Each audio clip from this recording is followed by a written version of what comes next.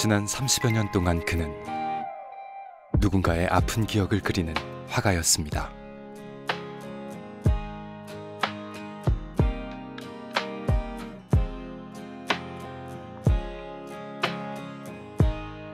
그리고 30여 년이 흐른 지금, 그는 집요한 형사의 눈으로 오롯이 자연을 응시합니다. 돌이켜보면 단 한순간도 손에서 붓을 내려놓은 적이 없습니다. 생의 먼 길을 돌고 돌아 그는 다시 제자리에 섰습니다.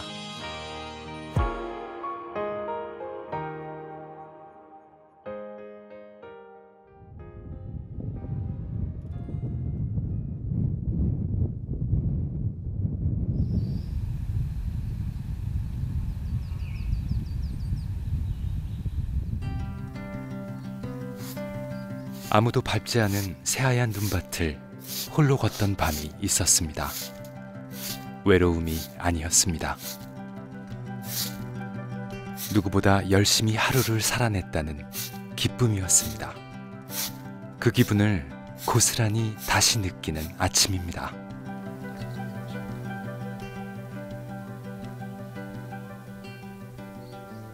이곳은 정찬길 화가가 운영하는 작은 미술관입니다. 문을 연 지는 이제 1년여. 계절이 한 바퀴 돌아 다시 제자리에 왔습니다. 그 역시 그랬습니다. 저는 금산에서 태어나고 금산에서 전부 그 고등학교까지 다 다녔습니다. 여기 올라오기 전에 큰 다리 건너서 큰 동네가 있는데 그 동네가 제가 태어난 곳이죠. 고등학교를 졸업하고 이제 집을 나가서 이제 거의 30년, 거의 40년 넘게 밖으로 떠돌다가 지금에서야 좀 다시 내려와 정착을 했습니다.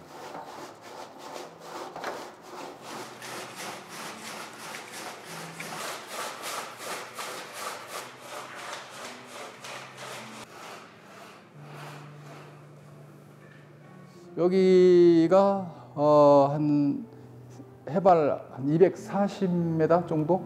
그 정도 되고 온도차는 저 밑에하고 약 여기서 2도 차이가 난다고 합니다.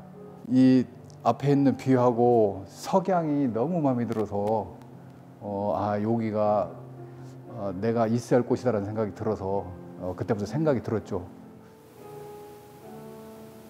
화가의 눈에 이보다 더 완벽한 구도는 없었답니다. 그래서 성큼 걸어 들어와 함께 풍경이 되기로 결심했습니다.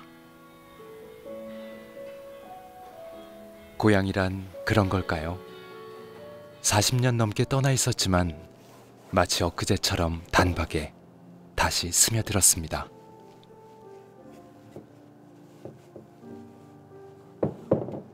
예, 미술관으로 등록돼 있어 미술관 카페입니다. 미술관. 예, 거의 저희 이제 초대전을 거의 주로 하고 있죠. 고향을 떠나 있었던 지난 세월, 그는 온전한 화가가 아닌 다른 일을 해왔습니다. 하지만 줄곧 붓을 그리워했습니다. 늘 더 가까이 두고 싶었습니다. 여기 있어 보니까 이제 나만이 볼 수 있는 사람보다는 여러 사람이 또 공유할 수 있는 게 더 좋겠다, 나을 수 있겠다라고 생각해서 그러면은 작은 미술관을 하나 만들어서 이곳에 나와 같은 생각들을 가지고 있는 사람들이 전시도 하고 또 그림평도 하고 또 이야기도 하고 그래서 이제 퇴직하기 한 3년 전부터 이제 이 미술관을 이제 직접 이제 공사도 하고 준비하고 해서 한 거죠.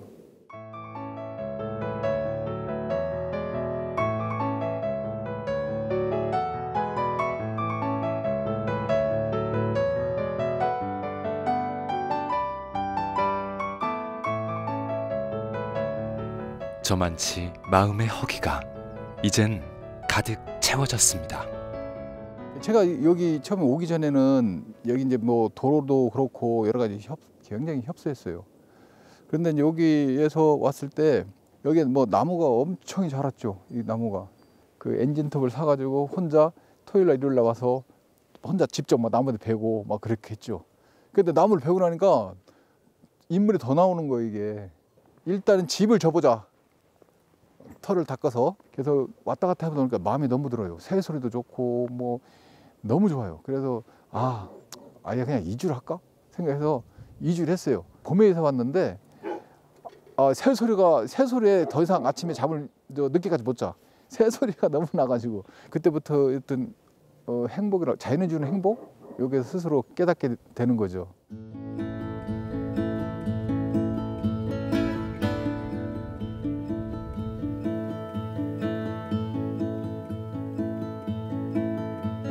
이건 이제 송주는 소나무 성조의 기둥주자인데 제 호입니다.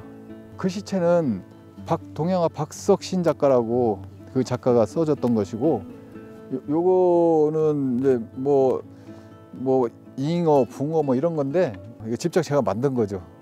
만들어서 색깔도 칠하고 그렇게 해서 이제 나만의 공간을 좀 만들었어요. 내 취향이 또 관람 오시는 분들의 어떤 취향이 같을지는 모르겠지만은 어쨌든 내 취향으로 고집해서 만들어 온 겁니다.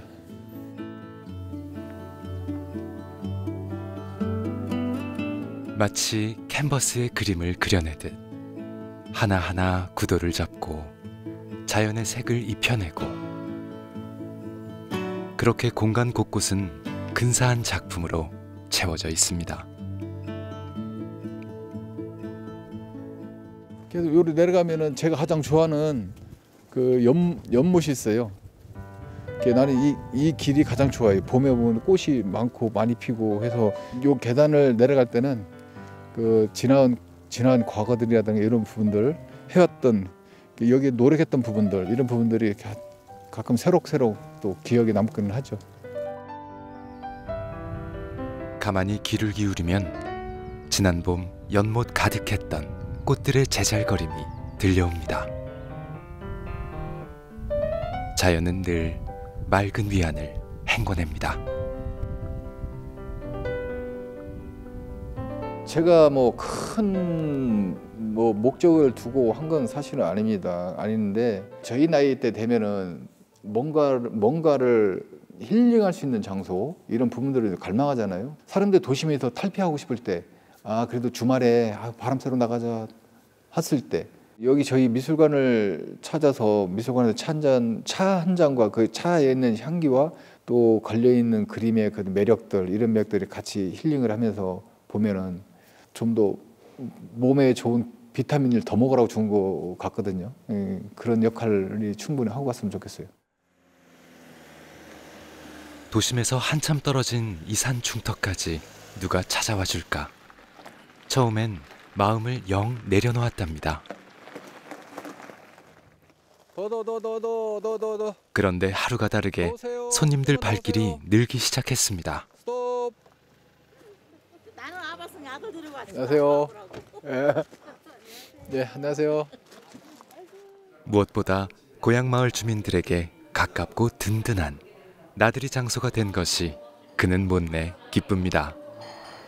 한적한 농한기에 슬금슬금 뒷짐지고 그림 보러 찾아와 주길 내심 바라고 있었습니다. 그런 마음은 아내도 마찬가지였습니다. 감사합니다.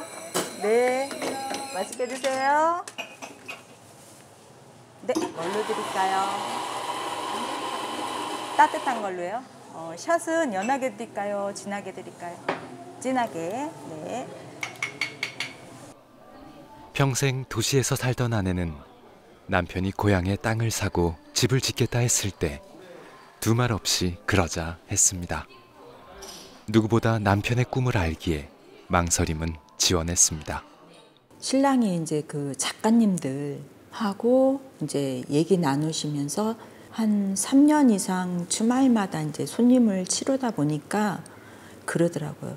여기 뷰가 괜찮은데 사모님 혹시 뭐 이렇게 좀 수익 창출을 하시면서 지내시는 게 사모님한테 더 낫지 않냐, 그런 말씀들을 하시더라고요, 작가님들이.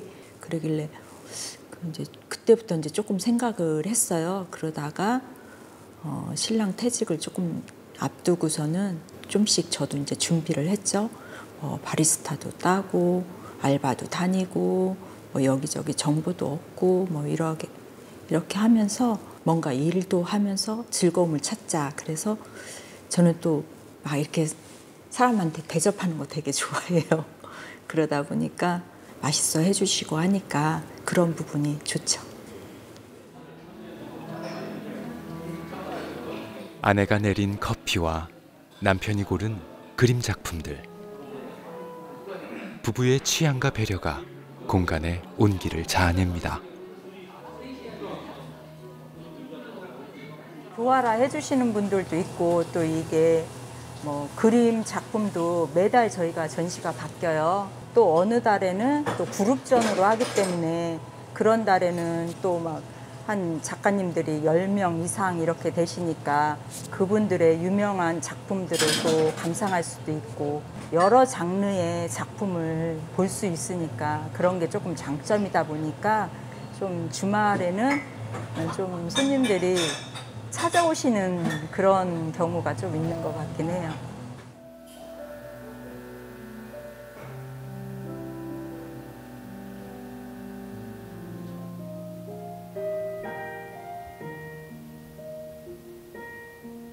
지금 전시하는 작가는 양인규 작가라고 이 금산 출신이. 지금은 이제 진주에서 작가 활동을 하고 계신 분이지. 이런 작품은 겨울 그 단상을 아주 표현을 했는데 색채감이 너무 좋다.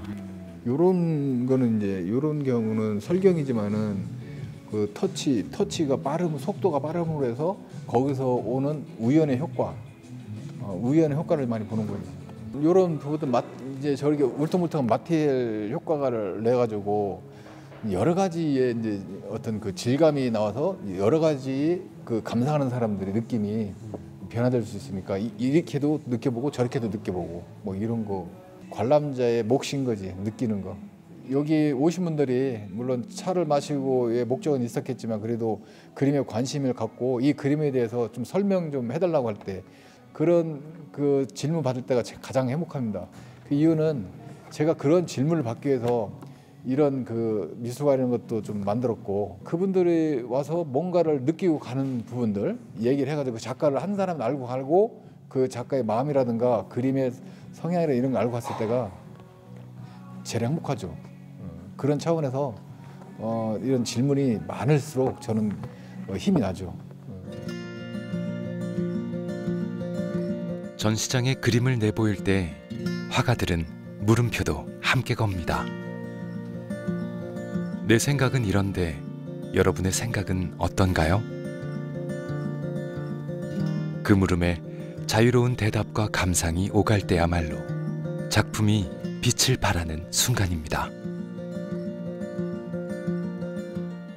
보통 그 그림의 세계가 이렇게 일반인들이 특히 뭐 저도 마찬가지고 해석하기가 어려운데 정화백처럼 이렇게 큐레이터 역할까지 해주면서 하면 조금 뭐랄까 그림의 세계로 좀 한 발 더 들어간 느낌? 그걸 통해서 사람들이 만나지고 또 좋은 상상도 하고 공감하는 거 이런 것 때문에 미술관의 가치가 있고 그림의 가치가 있고 음악의 가치가 있는 것 같아요. 참 좋은 것 같습니다.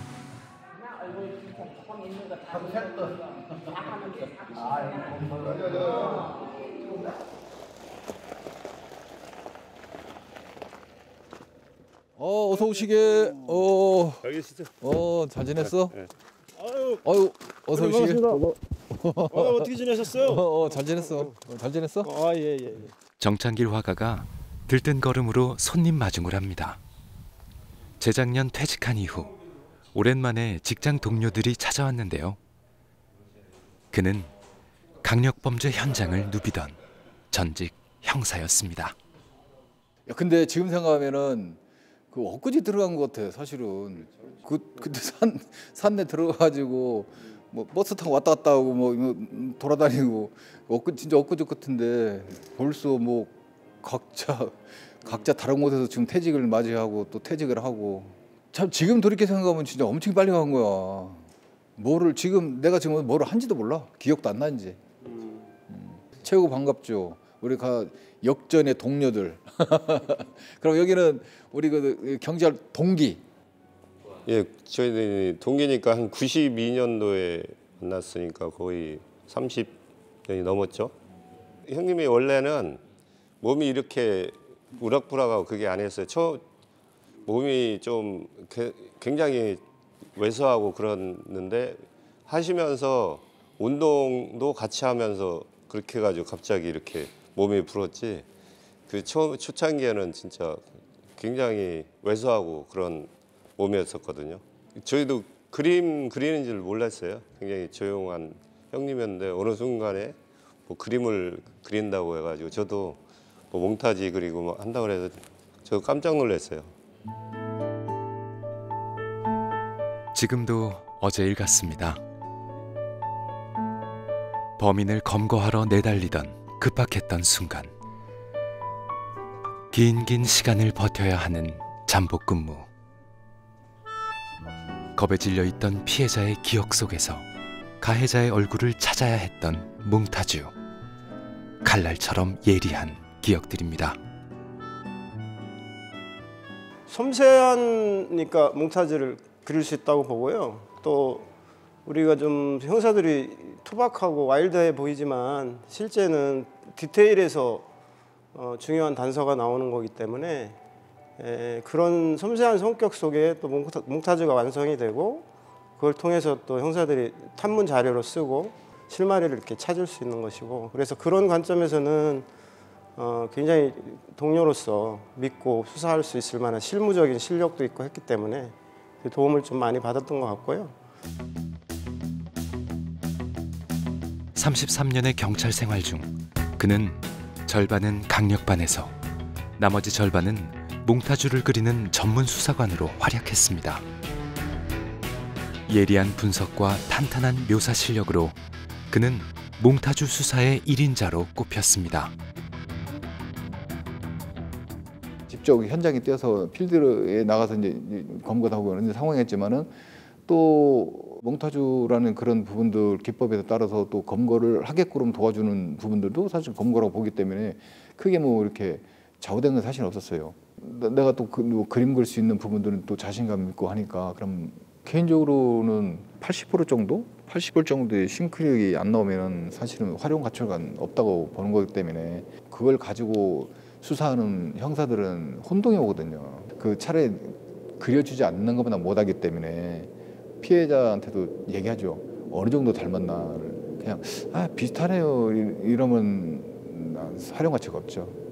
그러니까 맞아요 뭐 이렇게 맞아요 나와야만 그 활용 가치가 있는 거지. 그래서 그걸 좀 줄여주는 거죠. 100명에서 50명으로 좀 싱크로 좀 높으면 50명에서 25명으로 이렇게 또 25명에서 한 15명 정도, 한 10명 정도 이렇게 또 줄여지는 역할을 하는 거죠.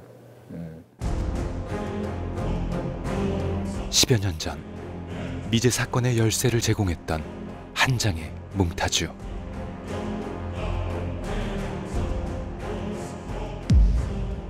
바로 그가 나흘 밤낮을 꼬박 그려낸 결과였습니다.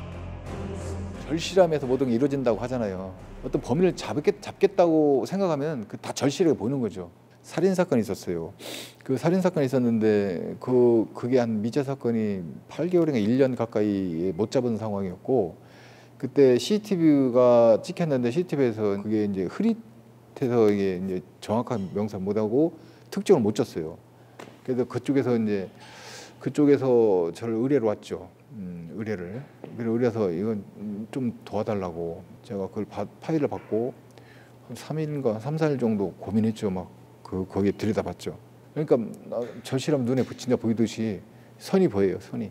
예. 그래서 선을 그려냈죠. 이렇게 해서. 그래서 파일을 보냈어요. 그랬더니 한 일주일 만에 신문에 나왔더라고요. 그 범인이 이 그림 누가 그렸냐고 이렇게 나왔더라고. 그래서 검거했더라고 나왔어요. 근데 거기서 모 팀장이 말씀하시기를 거의 똑같다고 거의 똑같다고 이렇게 얘기를 하더라고요.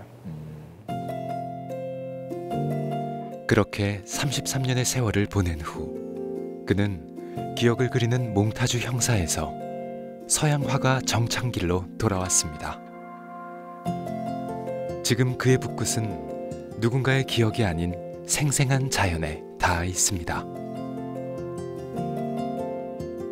예, 여기도 그 금산 서대산 부근입니다. 지나가다가 우연히 봤는데 설경이 좀 좋아서 그림을 옮겨봤습니다. 이제 돌고 돌아서 30년 이상의 돌고 돌아서 현재 지금으로 다시 원위치로 온 것 같아요. 행복합니다.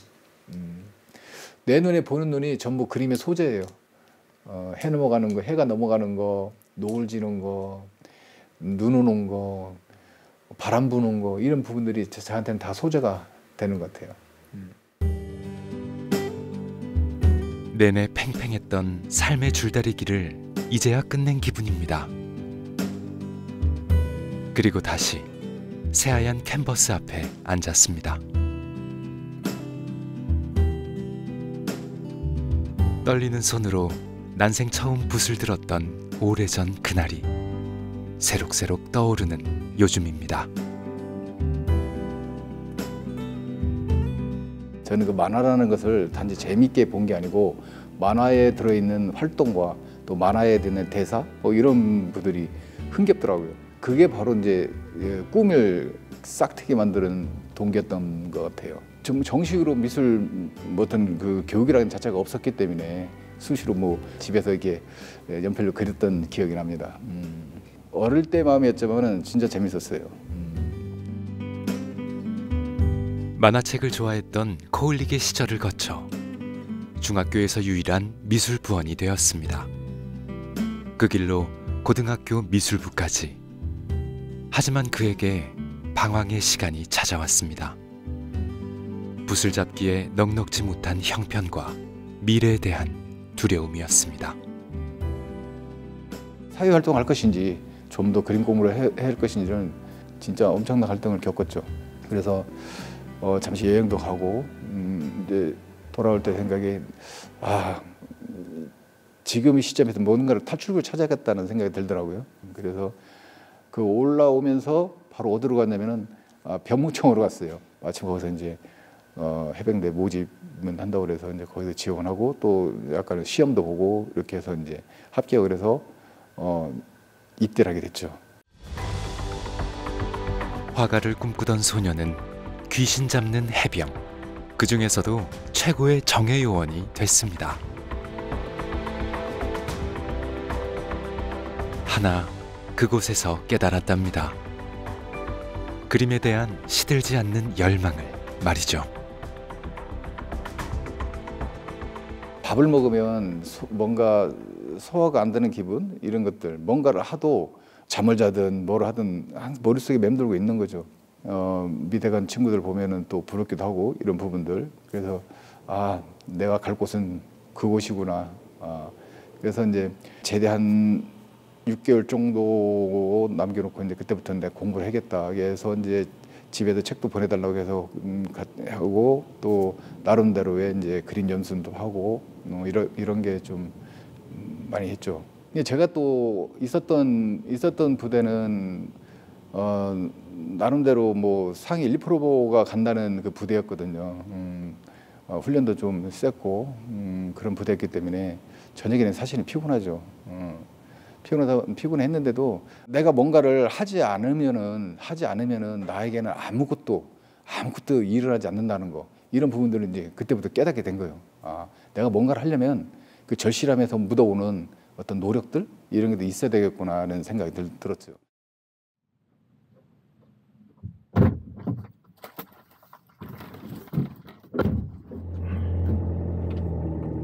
화가를 꿈꾸던 소녀는 그렇게 다시 화가를 꿈꾸는 청년으로 성장했습니다. 멀어질수록 선명해지는 것, 벗어날수록 끝내 이끌리고 마는 힘. 그에겐 그림이 그러했습니다.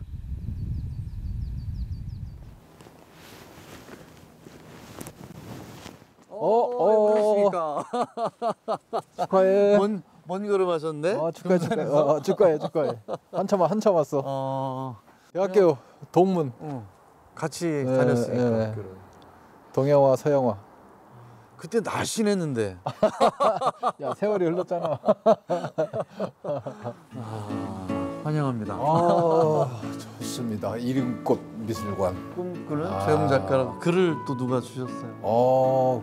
이게 제가 몇 년 전까지 하던 그 발 작품이에요. 한 칸 한 칸 다 엮어가지고 실제 소나무 크기로. 그림이 많이 바뀌었네.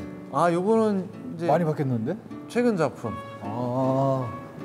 다랭이놈. 맞아. 또 그림 나네. 요 그림부터 다시 시작한 거예요. 여기 보면 이게 제가 내 엄마의 등은 내가 밟고 넘어온 산등성이었다. 그래서 어머니 등급은 점선면이 이 안에 다 들어있어요. 점이라는 씨앗, 그리고 능선, 자연에 순응하면서 만든 이 곡선, 그리고 거기에 얹혀진 완벽한 수평, 밭과 논이 이 삶을 지탱해주는 내 어머니의 예술이었으니까. 다랑이 이 논이 선이 아름다워.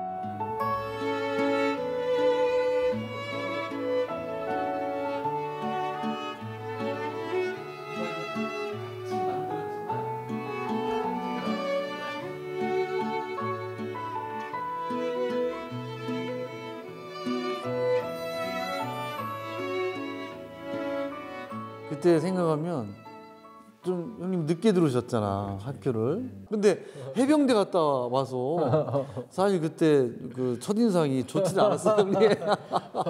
해병대 인상 얘기하지 마. 지금도 힘들어. 근데 난 지금도 그 아주 인상 깊었던 게 뭐냐면 그림은 정말 예뻤거든 형님 그림이. 난 지금도 기억나요. 그 풍경하고 그 색들이 지금보다 더 날카로운 인상. 그때는 빼짝 말라가지고 정말 어디 막 정말 금방 북한 갔다 온 사람처럼. 근데 섬세했어요. 그리 작품할 때나 이런 때는 되게 섬세해서 그런 게 되게 놀라웠지. 어느 날 경찰이 됐다는 얘기를 들었는데, 그리고 실제 만났는데 그렇게 여리여리하고 빼짝 말랐던 형님이 이만해져서 막 벌크업이 돼서 나타난 거예요. 근데 그 모습은 또 그 모습대로 맞더라고. 이 정도 형사의 어떤 그 포스가 생겼구나. 근데도 계속 작업을 하고 있더라고. 경찰 생활하면서도. 그때 또 한 번 놀라고. 그토록 원했던 화가의 길은 생각보다 멀고 가팔랐습니다. 해병대에서 미술학도로, 미술학도에서 다시 경찰로 생의 무퉁이를 돌고 또 돌았습니다. 첫 번째 무퉁이엔 설렘과 기쁨이 가득했습니다. 아마 베르모 쓰고 시험 본 사람은 그때 당시에 나 혼자였을 것 같아요. 그 학교에서 보니까 없더라고. 근데 제 같은 경우는 그 절실함을 가지고 들어왔기 때문에 모든 게 막 즐겁고 행복했죠. 수업 시간에 모델들, 또 접하는 새로운 그림들, 또 내가 보지 못했던 어떤 물감들, 붓들, 여러 가지 재료들 이런 게 또 펼쳐지고 또 대하니까 너무 신기했어요. 자주는 시간 간지 몰랐어요. 정무실에서 그림 그리고 나면은 보통 뭐 저녁 한 10시 훅 넘고 11시 넘고, 그렇게 해서 그 시내버스 어떤 그 마지막 차도 놓치고 늘 걸어갔던 부분들이 좀 많았었어요. 그리고 생애 두 번째 무퉁이에는 결혼 후 현실이라는 큰 벽이 놓여 있습니다. 사실 옛날도 그렇지만 지금도 크게 뭐 미술하는 사람이 크게 돈 벌고 막 이렇지는 않잖아요. 그때 당시는 더 힘들었고, 그래서 이제 저 모르게 이제 시험을 보고 했어요. 경찰 시험을 보고. 그렇게 하다가 한 번 떨어지고 뭐 근데 말을 안 했다가 이제 붙고 나서 얘기를 하더라고요. 그래가지고 경찰 생활을 그때부터 시작하신 거예요. 그 또 형사의 어떤 그 업무가 저한테는 몸에 맞았어요. 범죄의 그 속에 속해 있는 그 어떤 문제점을 해결하고 고민하고 추격하고 또 마지막에서 또 검거해서 이런 부분들이 저는 좋았어요. 업무를 하다가 길 건너가서 작업실에서 화실에서 그림을 그리면서 풍경을 하면은 그 하루에 지냈던 그 일들이 갈등했던 일들이 그냥 그 화폭으로 인해서 싹 녹아져 내리고 나 이런 부분들이 자꾸 이제 되풀이되고 하니까 거기에서 오는 안정적인 마음이 생겼죠.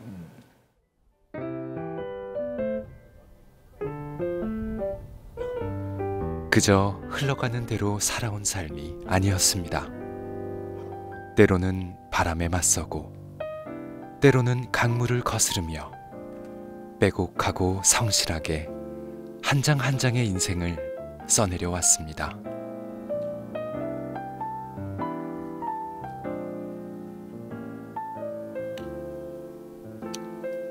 그리고 이제 고향에서 그는 인생의 새로운 페이지를 넘겼습니다. 요거를 지금 잘라야 여기에서 또 순이 나와서 가지가 좀 벌어져요. 그래서 꽃이 더 많아지고 요거 이제 자르지 않으면은 키만 컸지 꽃대가 많이 생성이 안 돼요.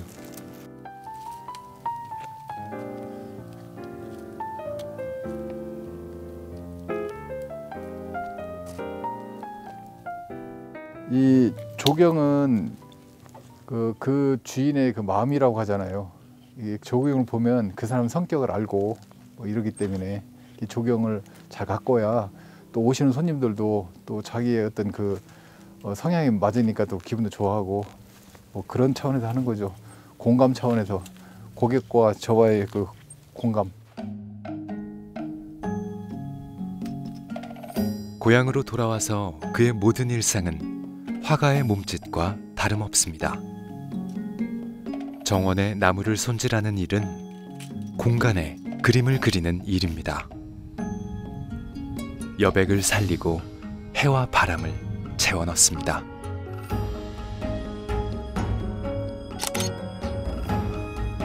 때로는 지난 계절의 풍경들을 모아서 기억의 몽타주도 그려냅니다. 하루하루가 한 장 한 장의 그림입니다.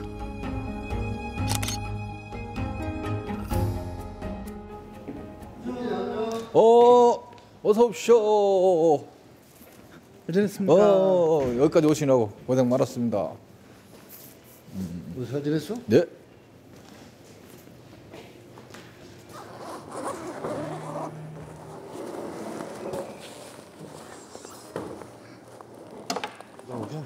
음영은 여기다 이렇게 놔야겠다. 저기다 이렇게. 오늘 그 라이브 통기타 라이브 좀 할까 합니다. 저 주말이면 이제 좀 자주 이렇게 라이브를 하거든요. 오늘 그날입니다. 어느 하루 바람이 들어가기 전에 간주를 몇 번 들어가냐고, 몇 마디를 들어가냐고. 네 마디. 네 마디를 다 들어가? 네 마디 들어가는데 창섭이가 딱 들어갈 때 그냥 한번 해봐. 그러면 금방 이제 익혀지니까 다시 한번 처음부터 내가 할 테니까 그냥 창섭이가 들어가는 것만 보면 돼.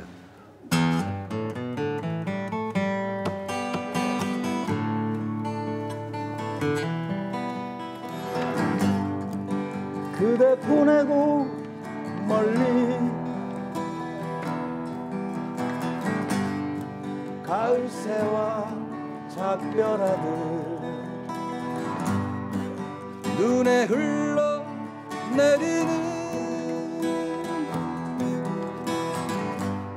못다한 말들 그 아픈 사람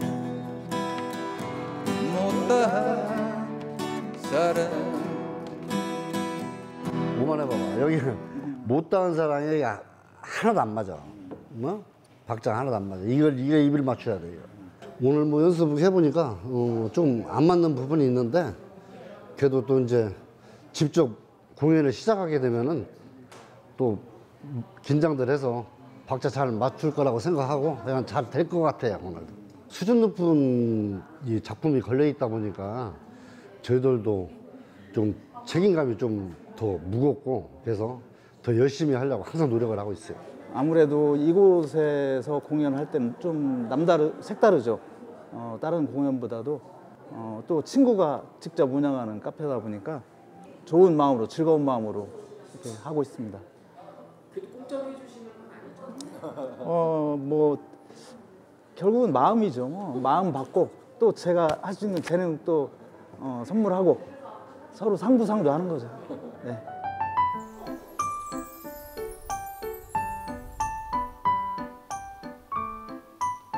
안녕하세요. 저 송주미술관 카페 관장 정창길입니다. 자, 오늘 이렇게 험한 산속까지 오셔서 좋은 시간 내주셔서 감사합니다. 오늘 우리 금산이 낳은 명가수 미린의 통기타 가수님들 모시고 1시간 동안 흥을 한번 즐겨보겠습니다. 괜찮겠죠? 네. 감사합니다.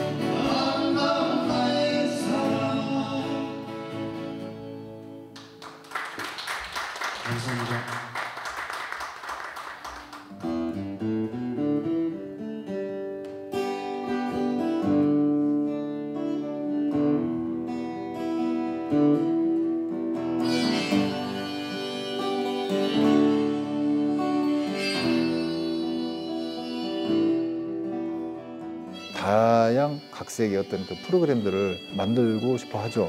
그래서 제가 그런 생각을 가지고 이제 운영하다 보면 다른 사람도 나와 같은 생각을 가진 사람들이 자연스럽게 모이지 않을까 이런 거죠. 성향이 같은 사람들끼리 돌아서 굽이 몇십 년 돌아서 원위치 찾아서 이렇게 정말 작가로서를 할 수 있는 이제 공간이 이제 돼 있고 여기 이곳에서 제가 이제 죽을 때까지 그림도 그리고 오시는 분들 힐링도 해주고 또 작품도 같이 공유할 수 있고 이런 부분들을 해 나가고 싶어요.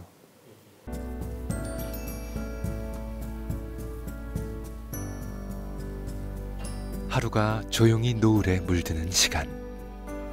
부부가 제일 좋아하는 풍경입니다. 두 사람은 음악학도와 미술학도로 만나 아름다운 봄을 함께 나눴습니다. 앞에 있는 풍경이 계절적으로 막 변해가지고 굉장히 이쁘잖아. 뭐 노을도 이쁘고 또 그 구름 지는 거, 비 오는 거, 눈 오는 거 뭐 이렇게 수시로 변하잖아. 이번에 이제 봄 돌아오면 요 크게 해가지고 한 150호 내지 한 200호 정도 해가지고 길게 해가지고 요 전면을 그려가지고 요 뒤에 여기다 걸어놓아봤어. 내가 퇴직하고 가장 좋은 점이 아침에 출근 안 하는 거야. 미술관으로 출근해야죠. 아침에 출근하는 거야. 미술관으로 출근해야죠. 출근 시간이 정해지지 않았다는 거. 혹독했지만 뜨거운 여름이 있었기에 무럭무럭 녹음이 자라 지금의 편안한 그늘도 내어준 것이겠죠. 돌이켜보면 어느 하나 허투루인 건 없습니다. 우리가 늘 살다 보면 어려운 것도 사실은 많이 접하죠. 그 어려움 그 접할 때 포기하는 사람, 그거를 딛고 가는 사람, 또 이겨내는 사람, 환경이 다 틀리겠지만 그렇게들 인내하고 살아요. 태어날 때 마음, 또 어릴 때의 생각들, 꿈들, 또 그 꿈이 조금 나이가 들면서 조금 변해가는 것들, 다 그게 인생이라고 보거든요. 그래서 저도 이제 여기까지 오기까지는 좀 많은 시련도 사실은 뭐 겪어왔고 포기할까 시작할까 그걸 반복되다 사실 여기까지 온 거거든요. 그래서 어떤 좌절될 때 꿈이 변화가 될 때 포기하지 마시고 그 꿈이 어떤 그 잠시 그 꿈이 없어진 게 아니고 잠시 휴먼됐다 생각하시고 놓지 마시고 이겨내서 인내 오면은 좀 끝까지 좌절되지 않고 열매를 맺지 않을까 하는 생각을 해봅니다. 유년 시절 만화책을 보며 화가를 꿈꾸던 소녀는 40여 년이 지난 후 끝내 화가가 되었습니다. 한때는 몽타주를 그리던 형사였지만 마음에서 영영 붓을 내려놓지 않았기에 어쩌면 그는 사는 내내 화가였습니다. 그리고 이제 막 새로운 캔버스를 다시 펼쳤습니다.